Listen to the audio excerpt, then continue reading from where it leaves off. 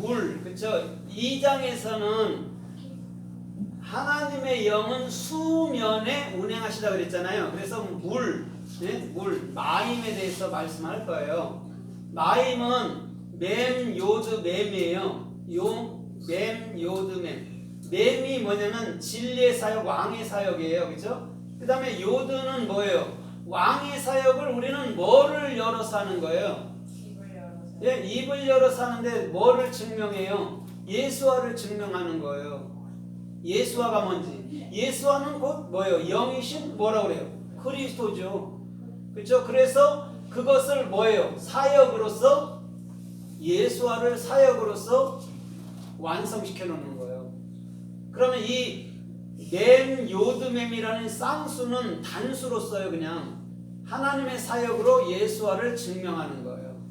그런데 쌍둥이를 제가 한 명이라고 얘기했죠. 그렇죠? 한 명인 거예요. 그러니까 요드맴은 그냥 하나예요. 하나님의 진리의 사역으로 예수화를, 예수 그리스도를 증명해 놓는 사역을 물이라고 얘기한단 말이에요. 그러면 이 물은 어디서부터 흘러왔다고 그랬어요? 물은 창세기 1장 1절에 샤마임에서부터 흘러내려온 거예요. 그럼 샤마임이 하늘이잖아요. 그럼 하늘에는 뭐가 있어야 돼요? 물, 진리가 있어야 돼요. 그럼 그 진리가 있는 그곳에는 뭐가 살아요? 물고기가 살죠. 물고기가. 그래서 아이는 보리떡 5개와 물고기 2마리를 반드시 갖고 있어야 되는 거예요. 그것이 하늘나라 사람이라는 것이죠. 그러면 오늘 이 램이라는 것이 어떻게 쓰였는가 우리가 좀 은혜를 받아보도록 하겠습니다. 창세기 2장에 보면 4가지 강이 흐른다고 그랬죠. 그죠? 4가지 강, 물이 흐른다고 얘기했어요. 그 물이 어디까지 흘러가냐면 복음서를 지나서 요한계시록 22장까지 흘러가 버려요. 그러면 하나님의 진리라는 물이라는 것은 하늘로부터 흐르는 거죠. 어디로? 이 땅 끝까지. 그래서 사도행전 1장 7절로 8절을 보면 너희가 성령을 받고 권능을 받으면 유대와 사마리아와 땅 끝까지 이르러 내 증인이 되리라고 말한 거예요. 그 말이에요. 참 진리를 흘려줄 때 그 말이라는 거예요. 그냥 예수 이름만 증거한다는 말이 아니에요. 참 진리를 흘려주는 거예요. 예수 이름 믿으세요, 천국 가요, 지옥 가요 이런 것은 뭐예요? 종교 행위에 지나지가 않아요. 근데 그것을 온전히 깨우치는 내 안에 마리아가 성령이 잉태됐듯이 내 안에 온전한 잉태가 돼서 또한 그분으로 살 때에 복음이 완성됐다고 얘기를 하는 거예요. 그래서 창세기 8장에도 보니까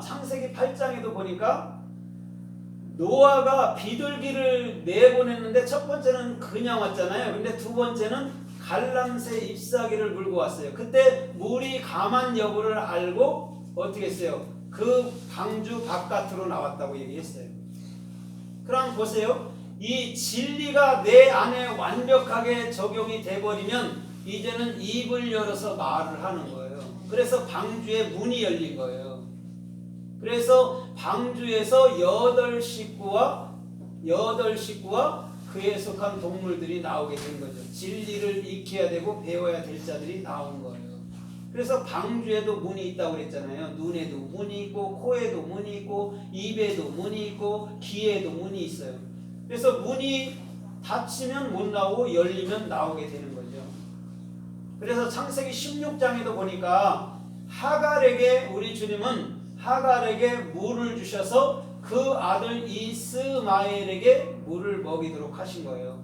오늘 하와는 교회이기도 하고 그 이스마엘 하나님의 자녀 하나님의 사람이 될 자들에게 참된 진리를 주는 것인 줄 믿습니다. 그러면 창세기 21장에서 또 한 번 나오잖아요. 하갈이 또 거기서는 반석을 쪼개서 물을 내서 먹게끔 한단 말입니다. 그러면 왜 하갈이라는 사람을 통해서 계집종이라고 말했는데 하갈이라는 사람을 통해서 왜 진리를 얘기할까요? 하갈이라는 이름 자체가 그리스도의 생명으로 그 은혜를 보답하는 자이기 때문에 그런 거예요. 우리는 그거 첩여자 이렇게 얘기하잖아요. 아니에요. 그리스도의 생명을 갖고 보답하는 자. 그래서 사라보다도 먼저 자녀를 탄생시켜 버리는 거죠. 하갈이 이스마엘이라는 하나님을 낳게 되는 거예요. 먼저 우리는 그리스도의 생명이 필요한 줄 믿습니다. 그래야 자녀를 낳는 거예요. 성령이 없이는 우리는 예수와라는 자녀를 절대 복음을 못 낳아요. 그래서 예수와는 성령이 육신화된 거예요. 그럼 봐보세요. 우리가 마음으로부터 진리를 깨우치면 여러분들 입 밖으로 나아갈 때 그게 복음이라는 예수화가 된단 말이에요. 그러면 정확히 내 마음속에서부터 그 생명의 영이 흘러가야 될 줄 믿습니다. 그래서 요한복음 2장에서도 가나 혼인잔치에서도 오늘 카나, 카프, 그리스도가 적용될 그 잔치, 그 잔치에 도랑아리가 6이 있는데 포도주가 떨어졌다고 얘기했어요. 그때 물로 9가지 채운 거예요. 자, 내가 진리를 배워서 내가 완벽하게 진리를 습득하면 입을 열어서 말을 하는데 그게 뭐예요? 그게 영이라는 거예요. 포도주는 성령을 가르쳐 말하잖아요. 그게 영이라는 거예요. 그럼 진리를 알지 못하고 말하는 건 이웃에게 거짓 증거하는 거지만 진리를 알고 말하는 것은 이웃에게 뭐 하는 거예요? 참 영, 생명의 말에 영을 주는 거죠. 그래서 요한복음 3장에 니고데모가 거듭나고 다시 태어나는 것은 어떻게 태어날까요? 어머니 뱃속에 들어갔다 다시 나올까요? 그러는 거죠. 근데 어머니 뱃속엔 뭐가 들어있어요? 자궁 속에 뭐가 들어있어요? 물이 들어있죠. 그러면 니고데모가 말한 게 그걸 몰라서 말한 게 아니고 정확히 진리로만 거듭날 수 있다는 얘기를 하고 있는 거예요. 그래서 사람이 뭘로 만들어졌어요? 물로 만들어진 거 땅이. 그래서 물 가운데서 육지가 탄생됐다고 창세기 1장에서 말하는 거예요. 우리는 물이요. 물이 그 육체라는 바사르 복음을 입고 나온 거예요. 그럼 하나님이 어떤 분이냐? 영이시다. 근데 영이 육체라는 복음을 입고 나온 거예요. 그럼 우리도 똑같잖아요. 물이 육체를 입고 나온 거잖아요. 그럼 예수님께서 나오셨던 거와 우리가 나왔던 게 똑같은 거예요. 그게 복음이라는 거예요. 예수님은 제가 없고 우리는 제가 있고 그런 건 복음이 아니에요. 예수님이 제가 있으면 제가 있고 우리도 있고 예수님이 제가 없으면 우리도 없는 거예요. 그럼 예수님이 제가 있다고 얘기해요? 없다고 얘기해요? 없죠. 그럼 저와 여러분들이 제가 있어요? 없어요? 없어요. 없죠. 하나님께로 나오는데 어떻게 제가 있습니까? 하나님이 만들어주신 값진 선물인데. 그런데 왜 그럼 도덕적으로 사람들이 범죄를 하는가? 그게 뭐냐면 그게 장애자라는 병든 거란 말이에요. 그게 장애자고요. 그럼 장애자는 뭐 해야 되는 거예요? 우리가 뭐 해야 되는 거예요? 그냥 돌봐야 되는 위치에 있는 거예요. 다른 게 아니고. 이춘재는 왜 저렇게 사람을 저게 악한 놈 하지 말고 걔가 장애자라니까요. 그걸 알 때 뭐 깜빵에 넣을 수는 있어도 그를 우리는 긍휼히 여기는 마음으로 받아줘야 된다는 거예요. 그게 그리스도인이에요. 그래서 그리스도인만이 참 사랑을 갖고 있는 거예요. 그럼 나머지 세상의 사랑은 다 거짓되다고 얘기하는 거예요. 그런 거 보고 지탄하잖아요. 그럼 거짓된 사랑이죠. 하나님이 지탄하지 않는 걸 사람이 지탄한다. 그럼 거짓된 거죠. 그럼 하나님이 지탄하지 않으면 우리 또한 지탄하지 말아야 되는 거죠. 그래서 요한복음 4장에서도 수가성 여인에게 네가 나에게 물 좀 달라 그랬어요. 근데 내가 당신하고 뭔 상관이 있는데 내가 물을 줍니까? 그래. 야곱보다 더 큽니까? 이렇게 얘기해요. 그러면 오늘 네가 물을 달라 한 네가 누구인 줄 알았다면 너는 내게 구하였을 것이다. 그랬더니 물을 주셔서 그래. 오늘 그 진리는 반드시 수가성 여인의 모든 삶을 바꿔놓은 것인 줄 믿습니다. 아멘. 그래서 수가성 여인이에요. 다른 게 아니에요. 진리를 가진 여인. 이시야죠, 이시야. 올바른 비전을 가진 이시야. 그래서 이시야에 쉰이 들어가 있단 말입니다. 다 예수와를 얘기하고 있는 거예요. 그래서 오늘 저와 여러분들의 모든 삶도 그 가운데서 영원한 생명의 물 가운데서 주께서 이끄시는 존귀한 길로 걷게 하실 줄 믿습니다. 아멘. 그래서 에스겔서 36장 26절에 25절로 6절에도 너는 물로 씻어서 깨끗하게 했다 하고 얘기합니다. 진리만이 우리가 어떠한 삶을 살 수 있도록 또는 어떠한 길을 걸을 수 있도록 그것을 진리만이 가르쳐 준다는 얘기입니다. 그래서 요한복음 7장에도 믿는 자에게는 그 배에서 뭐가 일어난다고 그래요?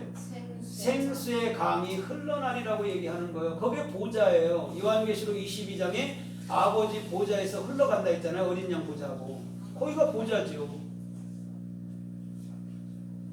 믿는 자에게.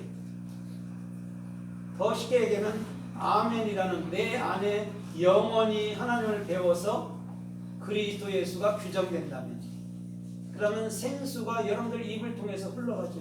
그래서 달마다 가시를 맺고 그 물이 흘러가는 것은 다 솟아나름을 잇는 거죠.